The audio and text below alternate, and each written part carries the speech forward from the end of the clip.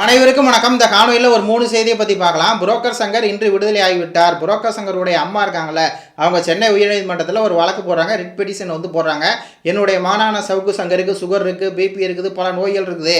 அதனால் அவருக்கு மருத்துவ செலவு பார்க்கணுங்கய்யா, மருத்துவம் பார்க்கணுங்கய்யா, அதனால் அவர் கொஞ்சம் ரிலீஸ் பண்ணி விடுங்கய்யா, ஜாமீன் கொடுங்க அப்படின்னு சொல்லி சவுக்கு அம்மா ஒரு வழக்கு போடுறாங்க. அதை தொடர்ந்து சவுக்கு சங்கர் இன்றைக்கு விடுதலை ஆகிட்டார். உடனே இவங்கெல்லாம் பாருங்கள், சவுக்கு சங்கர் ஒரு புரட்சியாளர் ரேஞ்சுக்கு உள்ளே போனால் அவன் ஏதோ தியாகி ரேஞ்சுக்கு இவங்க பில்டப் பண்ணுறாங்க. உடனே புரோக்கர் சங்கர் நான் வீண்பேடு நேத்தாயோ அப்படிங்கிற அளவுக்கு சீனை கிரியேட் பண்ணுறாங்க. அது என்ன அப்படின்னு சொல்லி பார்க்கலாம். அடுத்தபடியாக இந்த முஸ்லீம் வேட்பாளர் ஒரு 5 பேர் இருக்காங்களே, நாம் தமிழர் கட்சி தான் அண்ணன் சீமான் அவர்களால் அறிமுகப்படுத்தப்பட்டு எல்லாம் பண்ணி போயிட்டுருக்குல்ல, இவங்க 5 பேர்த்த குறித்து அவதூறு கருத்துக்களை பரப்பிட்டு இருக்காங்க. இந்த திமுக கூடிய ஓபிசி, அப்புறம் திராவிடத்தில் அதாவது இஸ்லாமியர்களை அடிமையாக வச்சு அதன் மூலியம் வயிறு வளர்க்குற இஸ்லாமிய கட்சி இருக்குல்ல, அந்த கட்சியை சேர்ந்தவங்க எல்லாம் ஒரு அவதூறு பரப்பாங்க. சீமான் சாதி பதம் பார்த்து வேட்பாளர் நிப்பாட்ட மாட்டேன்னு சொல்லாரு.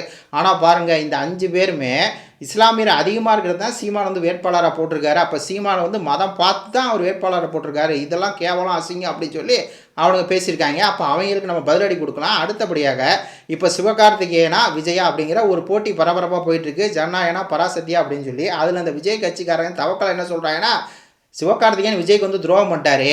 ஏன்னா கோட் படத்தில் துப்பாக்கி கையில் கொடுத்தாரு விஜய். அப்படிப்பட்ட விஜய்க்கு இப்படி துரோகம் பண்ணிட்டிய சிவகார்த்திகேயா, ஒரே நேரத்தில் வரையே, இது விஜயோட கடைசி படம் தெரிஞ்சே அப்படி மோதிரியே அப்படின்னு சொல்லி இவனுங்க கதறானுங்க. அப்போ நம்ம பதிலுக்கு விஜயகாந்த் அவர்களால் தானே விஜய் உருவானார், விஜய் வளர்ந்தார். ஆனால் அந்த விஜயகாந்துக்கு விஜய் எப்படி துரோகம் பண்ணியிருக்காரு அப்படிங்கிறத இந்த காணொலி விரிவாக பார்க்கலாம்.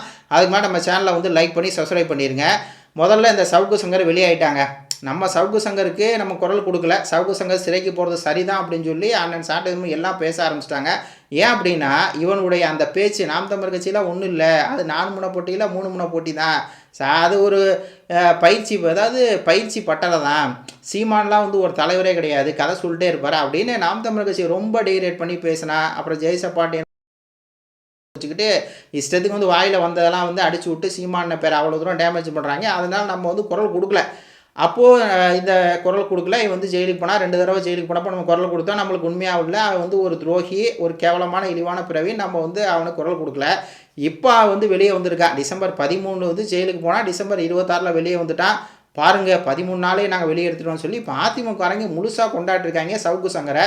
அதில் கேட்கும்போது அந்த நீதியரசர் இப்போ இடைக்கால ஜாமீன் 3 மாதம் கொடுத்துருக்காங்க இல்லையா, டிசம்பர் 26 மார்ச் 25 வரையும் 3 மாதம் இடைக்கால ஜாமீன்.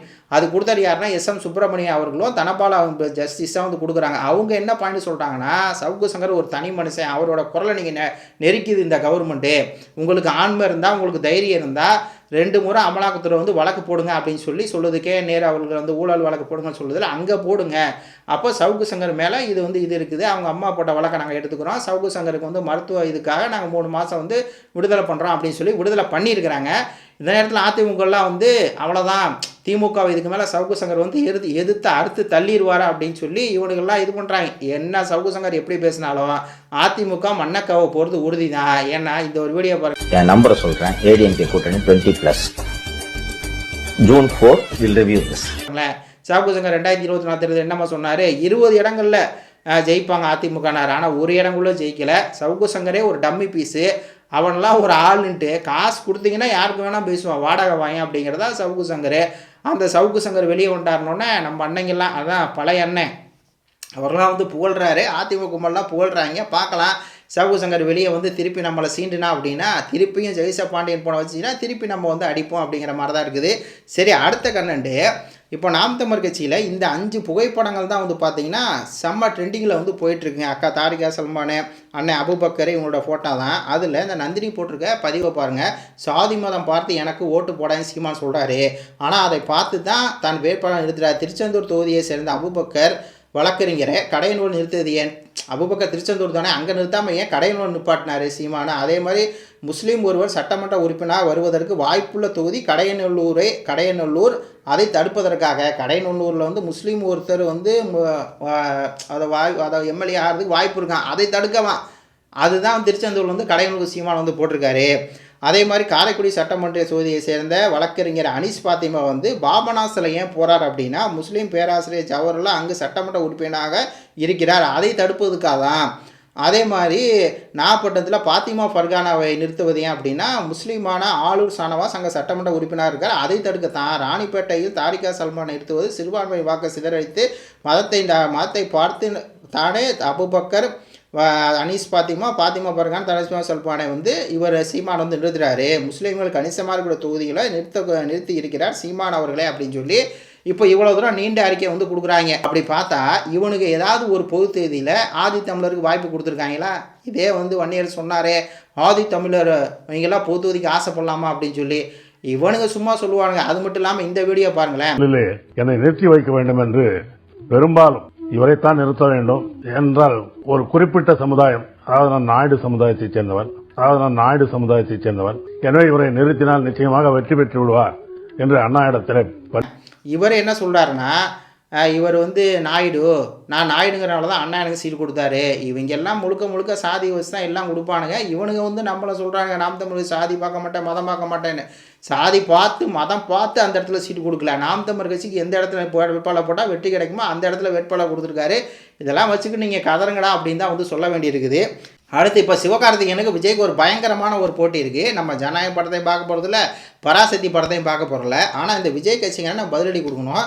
இந்த செந்தூர பாண்டி அப்படிங்கிற ஒரு படம் வந்துச்சு. இந்த படத்து மூலியமாக தான் விஜய் வந்து ஃபேமஸ் ஆகிறாரு. முதல் படம் வந்து படுதோல்வி, அவங்க அப்பா எடுக்கிற. ரெண்டாவது படம் விஜய் அந்த காலில் போய் விழுந்து என் மயனை எப்படியா தூக்கி விடுங்க அப்படின்னு சொல்லி விஜயகாந்த் மூலியமாக தானே வளர்றாரு விஜய். ஆனால் அப்படி வளர்ந்த விஜய் என்ன பண்ணுறாருன்னா, இன்றைக்கி சொல்கிறாங்கல்ல சிவகார்த்திகேயன் வந்து விஜயோட முதல்ல குத்திட்டாரு.